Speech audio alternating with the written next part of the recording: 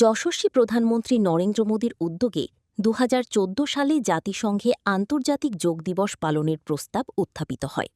বিশ্বের অধিকাংশ দেশের সমর্থনে ২০১৫ সাল থেকে প্রতি বছর ২১ জুন আন্তর্জাতিক যোগ দিবস হিসেবে পালিত হয়ে আসছে। রবিবার ২১ জুন গোটা দেশের সাথে আমাদের রাজ্য দিনটি বিভিন্ন কর্মসূচির মধ্য দিয়ে অনুষ্ঠিত হচ্ছে।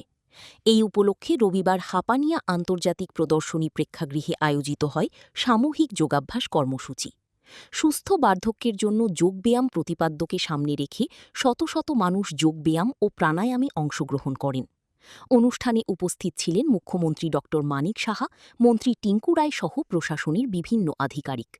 অনুষ্ঠানে বক্তব্য রাখতে গিয়ে মুখ্যমন্ত্রী যোগচর্চার মাধ্যমে শারীরিক ও মানসিক সুস্থতা বজায় রাখার ওপর গুরুত্বারোপ করেন।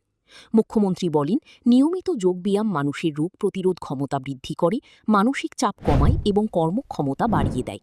মনে হয় প্রচুর কাজ করি, কিন্তু এই যোগার মাধ্যমে অবসাদও দূর হয় এবং কাজ করার যে অনুপ্রেরণা, কর্মক্ষমতা সেটাও কিন্তু বাড়ে, শরীর ও মনও সুস্থ থাকে।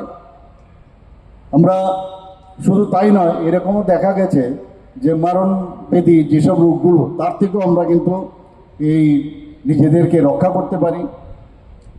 আমার পূর্ববর্তী বক্তা ত্রিপুরা সরকারের মাননীয় মন্ত্রী টিঙ্কু রায় মহোদয় অলরেডি আমাদের ত্রিপুরা সরকার যোগা এবং আমাদের স্পোর্টস নিয়ে আমরা কি কি ভাবনা এবং আমরা কি কি করছি, আমাদের ছেলে মেয়েরা এখন শুধু ত্রিপুরাতে নয়, আন্তর্জাতিক এবং ন্যাশনাল লেভেলেও ওনারা কিন্তু যোগা এবং বিভিন্ন স্পোর্টস ইভেন্টসে ভালো ভালো তারা রেজাল্ট নিয়ে কুড়িয়ে। মুখ্যমন্ত্রী আহ্বান রাখেন দৈনন্দিন জীবনে যোগাভ্যাসকে অন্তর্ভুক্ত করার।